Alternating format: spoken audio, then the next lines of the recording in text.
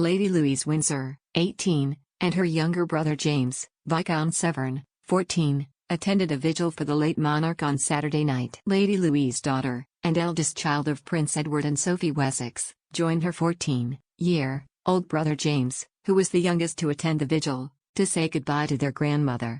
The two teenagers were dressed in black formal dress as they stood during the service in Westminster Hall, where the late monarch will lie in state until 6:30 a.m. on Monday, with their heads bowed low. Their grieving mother, Sophie, Countess of Wessex, could be seen in tears as she watched her young children pay tribute to their late grandmother from a platform facing the coffin with her husband Prince Edward. The young royals, led by William, were in position at the top of the Grand Committee staircase in the corner of the vast hall at 5:58 p.m. for the poignant vigil.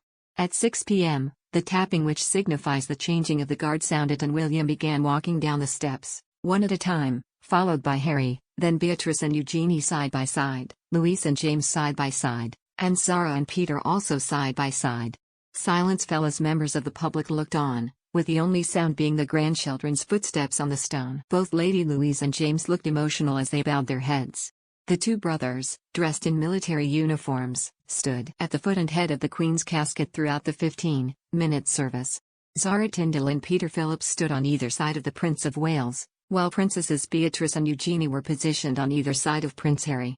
Lady Louise and James Viscount Severn stood at the middle of the coffin, opposite one another.